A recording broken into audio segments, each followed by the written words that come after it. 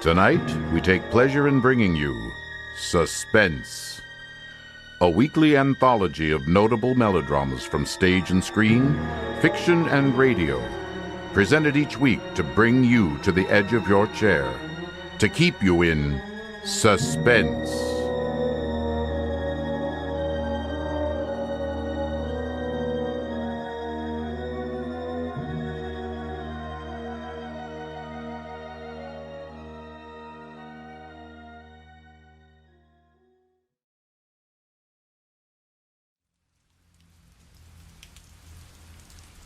I'd been out of work for several months, and my savings were perilously near the vanishing point.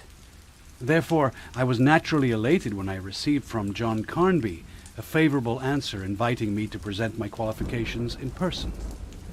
Carnby had advertised for a secretary and had specified his requirements fully and succinctly. His requirements were of such nature as to bar even the average well-educated person with knowledge of Arabic foremost among his needs. Luckily, I had acquired a certain degree of scholarship in that unusual tongue, and so it came to pass that I found myself at Carnby's home, atop a hill in the suburbs of Oakland. It was a large two-story house, overshaded by ancient oaks and dark with a mantling of unchecked ivy, among hedges of unpruned privet and shrubbery that had gone wild for many years. It was separated from its neighbors by a vacant, weed-grown lot on one side, and a tangle of vines and trees on the other.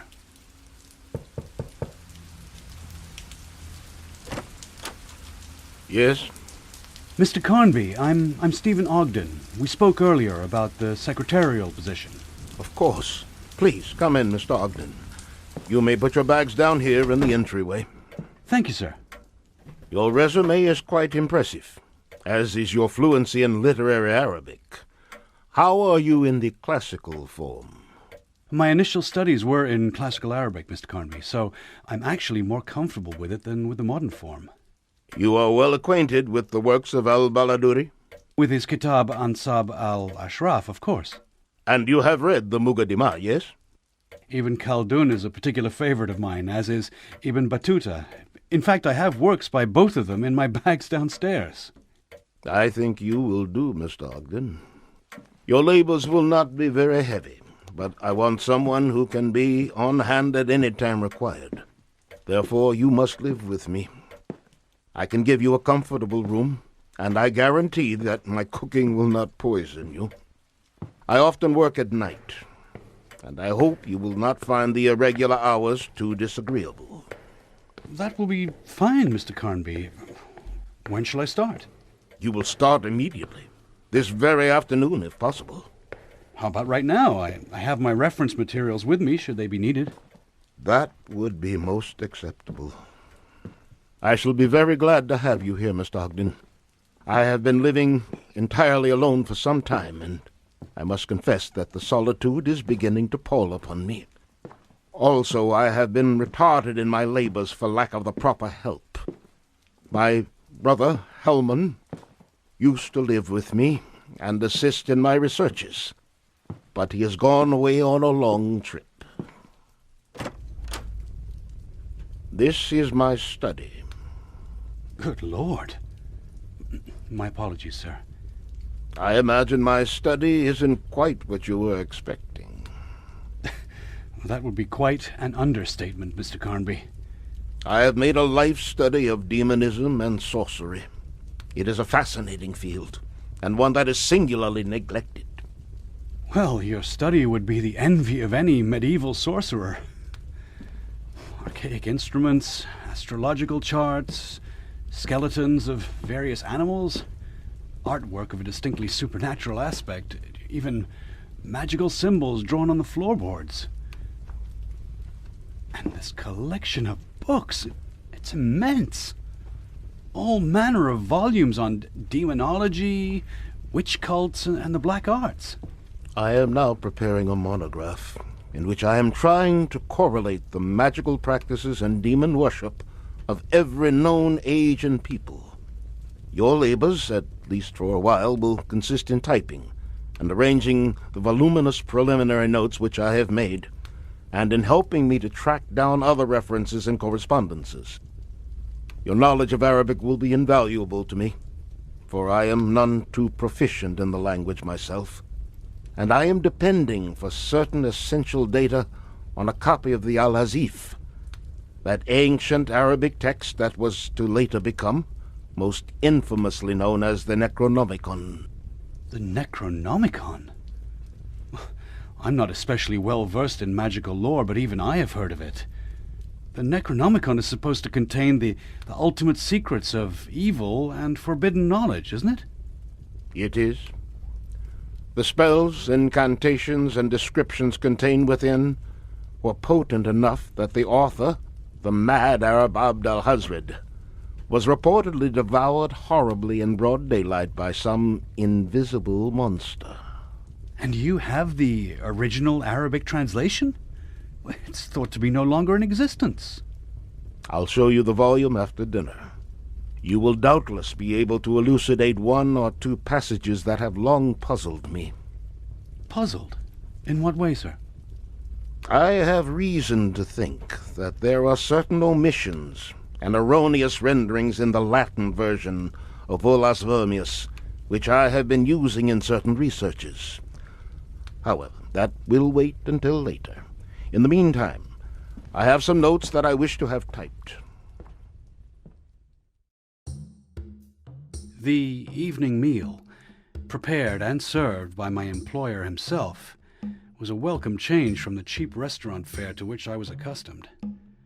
Carnby seemed to have lost a good deal of his nervousness. In fact, he was very talkative, and even began to exhibit a certain scholarly gaiety after we had shared a bottle of mellow Sauterne. Still, with no manifest reason, I was troubled by intimations and forebodings which I could neither analyze nor trace to their rightful source. Those feelings were only exacerbated when we returned to the study.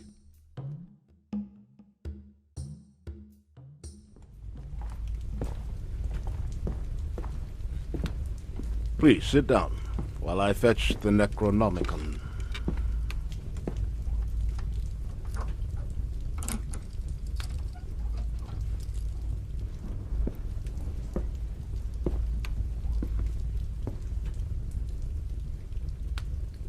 Ebony covers, arabesque with silver and set in garnets.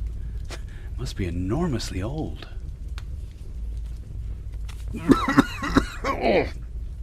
Indeed. But the stench that permeates these ancient pages is not due simply to age. It is the odor of physical decay. As if it had lain among corpses in some forgotten graveyard for centuries and had taken on the taint of disillusion. That may be a more accurate description than you realize. Here, tell me what you make of this. All right. It is verily known by few, but is nevertheless no less attestable fact that the will of a dead sorcerer hath power over his own body, and can raise it up from the tomb to perform therewith whatever action was unfulfilled in life. Such resurrections are invariably for the doing of malevolent deeds and for the detriment of others. Most readily can the corpse be animated if all its members have remained intact. Yet there are cases in which the excelling will of the wizard hath reared up from death the sundered pieces of a body hewn in many fragments, and hath caused them to serve his end, either separately or in a temporary reunion. But in every instance, after the action hath been completed, the body doth lapse into its former state. What was that? The house is full of rats. I have never been able to get rid of them, despite all my efforts. Mr. Carnby, are you all right? You seem quite disturbed. I am very nervous. I have worked too hard lately, and this is the result. Even a little noise upsets me. Well, they seem to be retreating. For the moment. About the translation.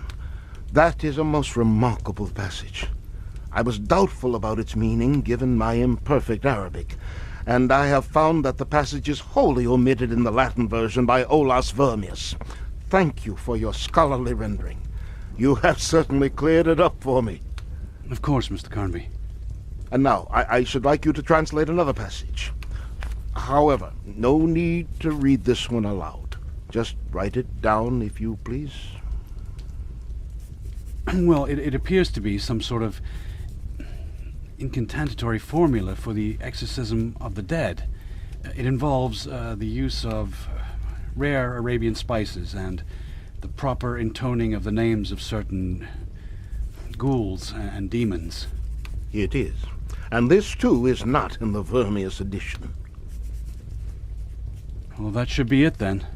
Very good. Now, if you will examine this page. That evening was one of the strangest I have ever spent. As we sat for hour upon hour discussing renditions from that unhallowed volume, I came to know more and more definitely that my employer was mortally afraid of something, and that he dreaded being alone, and was keeping me with him on this account. Always he seemed to be listening with a painful, tortured expectation.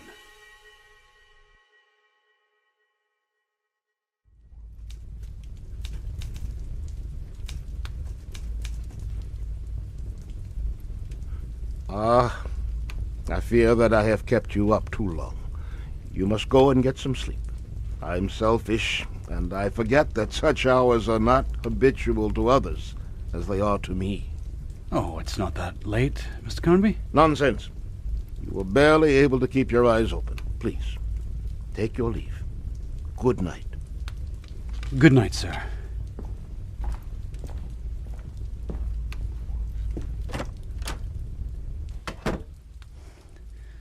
So dark in this hallway. I'd better watch my step. What was that? What the devil? Something's there. I can't tell what it is, but I know this much. It's much too pale to be a rat. And its form is not at all suggestive of any animal.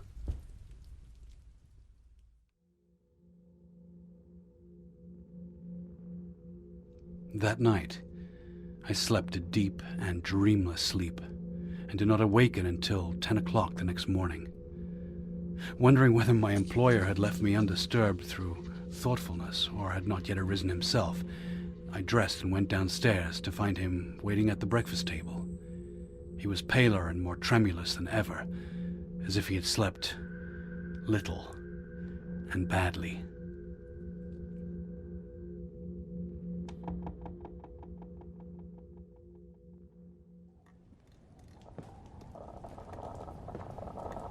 Good morning, Mr. Ogden. Good morning, sir. Did you sleep well? I did, thank you. My apologies for being so late to rise. I don't normally sleep past 7 a.m. I hope I haven't detained you. Think nothing of it. I've only just arisen myself, not more than 20 minutes ago. I do hope the rats didn't annoy you too much. Something really must be done about them. I didn't notice them at all. Can I offer you some breakfast? No, thank you. This coffee will be fine for now.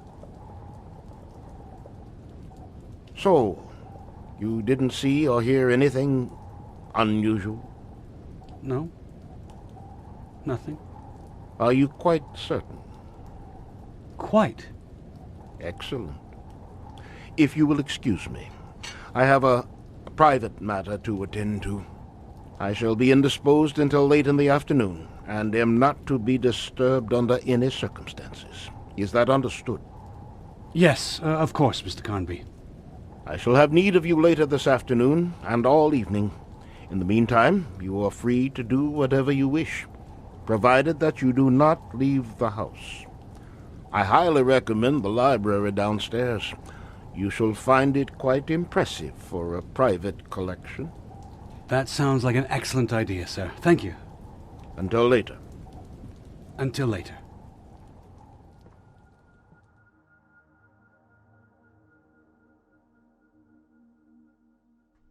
Just what Carnby was doing alone in that room for much of the day, I could not be certain. But more than once, I thought I heard that awesome formula that I had translated for Carnby being read in his sepulchral tones. Despite my best efforts to occupy myself in this well-appointed, albeit quite conventional library, horror-breeding hints and noisome intuitions invaded my brain.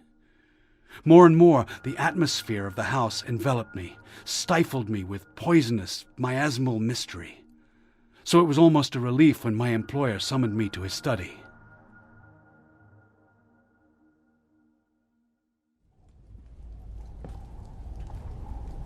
Been doing a bit of redecorating, Mr. Carnby. Why do you say that? That Isfahan rug, it had been near the wall, but now it's at the center of the room, covering the floorboards upon which your magical symbols are drawn. And that smell, it's quite aromatic. Arabian gums and spices, aren't they? Such as the ones described in the passage I translated for you. I have some detailed notes I wish you to type for me, Mr. Ogden, related mainly to formula for the acquisition of unlawful power. Unlawful power, sir? Around 7 o'clock we shall have supper, and then return to work. It may be a very late evening. Are you feeling sufficiently rested? Oh, yes, sir. A late evening will be no trouble at all. Good. Then let's get to work, shall we?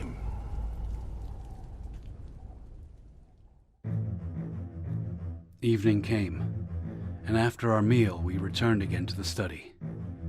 There was a tenseness in Carnby's manner now, as if he was eagerly awaiting the result of some unknown test. I went on with my work, but some of his emotion communicated itself to me, and ever and anon I caught myself in an attitude of strained listening.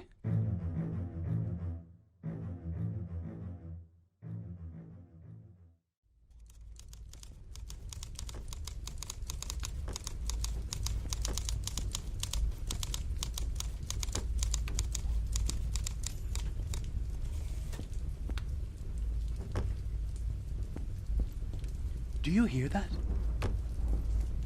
Mr. Carnby, did you hear that? From the expression on your face, you hear it all right. I hear it. Then tell me, what is all this racket? It's getting louder by the moment. The rats, I tell you, it is only the rats. Rats? Are you mad? That cacophony of sound is more than even the biggest of rats could make. Don't open that. Good God! You saw? It was a human hand severed at the wrist. A bony, bluish hand like that of a week-old corpse, with garden mold on the fingers and under the nails. But the damnable thing was moving. And it wasn't alone. There were other body parts, a foot, a part of a leg, and a forearm, moving away slowly, flopping and wriggling hideously in a charnel procession. In heaven's name, what does it mean? He is stronger than I am.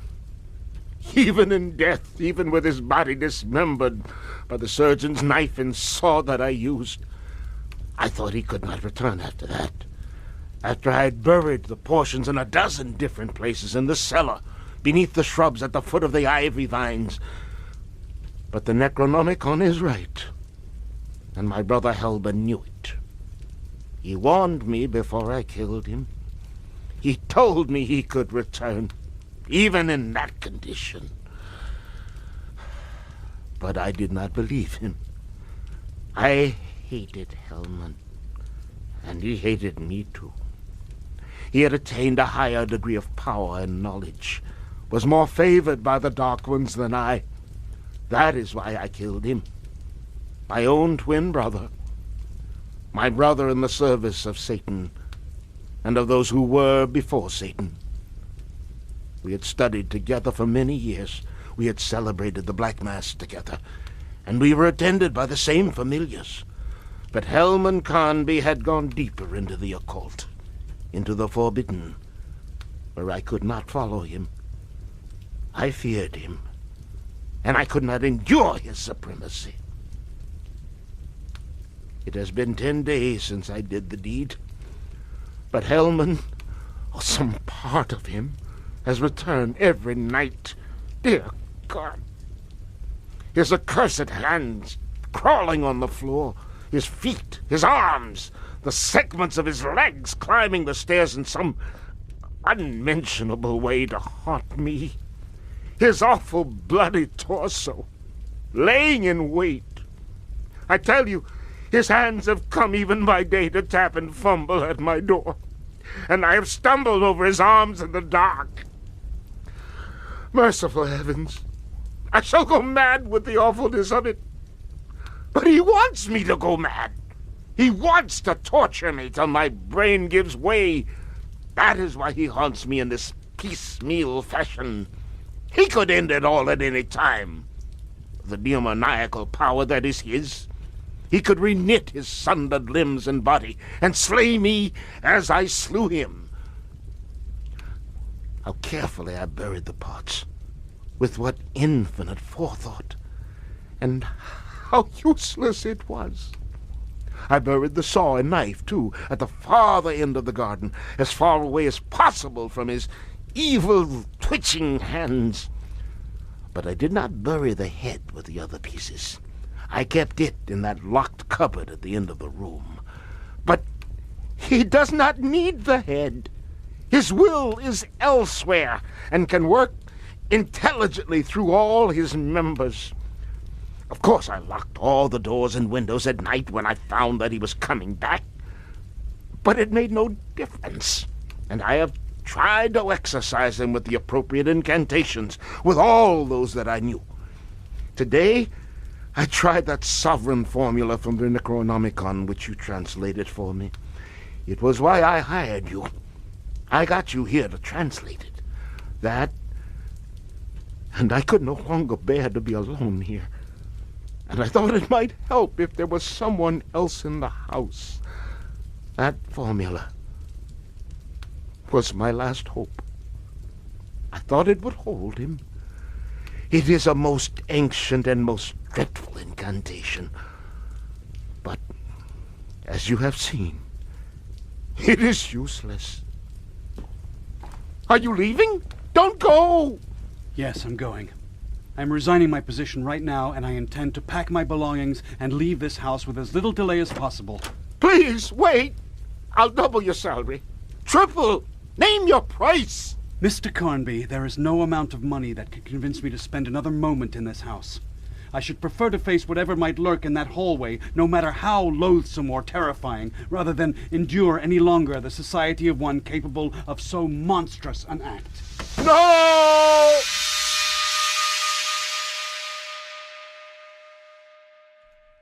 The hall was empty, but as I hastened to my room, I shuddered with repulsion at the memory of what I had just seen. I think I should have screamed aloud at the least sound or movement in the shadows. I began to pack my valise with a feeling of the most frantic urgency and compulsion. It seemed to me that I could not escape soon enough from that house of abominable secrets, over which hung an atmosphere of smothering menace.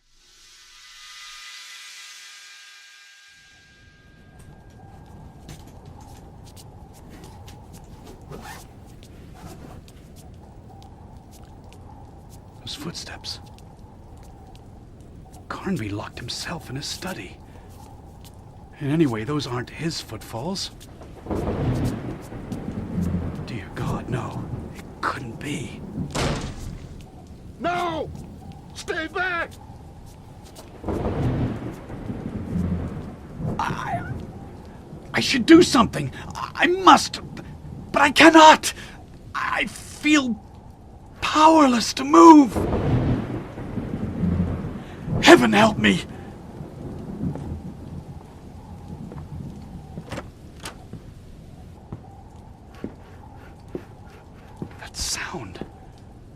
is that sound?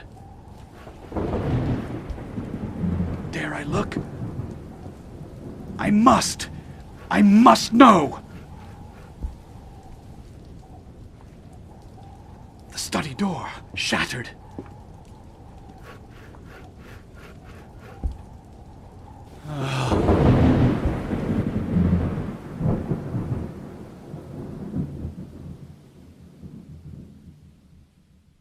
Upon discovering the source of that unnerving sound, I fell into a dead faint, and understandably so, given what I had seen. For as I had peered into the room, I saw the gruesome outline of a monstrous, awkwardly moving shadow on the Isfahan rug. Horrified, I nonetheless crossed over the sill and entered the room. And that's when I saw the source of the shadow. Huge, elongated, misshapen, the shadow was cast by the arms and torso of a naked man who stooped forward with a surgeon's saw in his hand. There was an overall air of rot, decay about him, and yet this was not the true monstrosity. Its monstrosity lay in this. Though the shoulders, chest, abdomen, and arms were all clearly distinguishable, the shadow was headless and appeared to terminate in an abruptly severed neck. It was impossible, considering the relative position, for the head to have been concealed from sight through any manner of foreshortening. It simply was not there. As I regained consciousness, I imagined that nothing could be more dreadful. That imagining, however, proved to be horrifyingly wrong.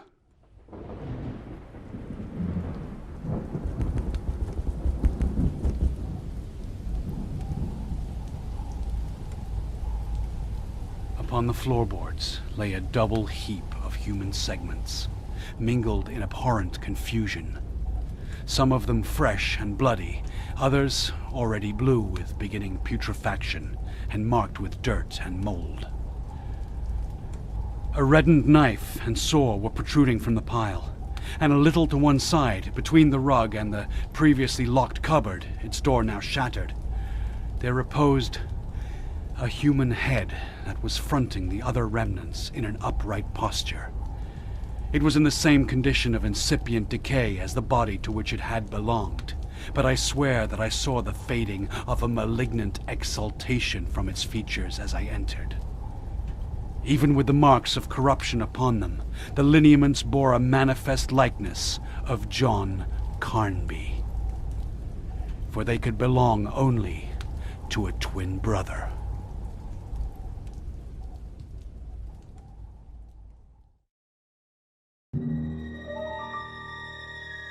So ends The Return of the Sorcerer by John C. Alzadek and Dana Perry Hayes. Tonight's story of Suspense. Suspense is produced by Blue Hours Productions. Tonight's radio drama was adapted by John C. Alzadek and Dana Perry Hayes from the short story by Clark Ashton Smith. Tucker Smallwood was John Carnby, and Ron Botito was Stephen Ogden. I'm Damon Krall. Next week at this time, tune in again for another study in Suspense.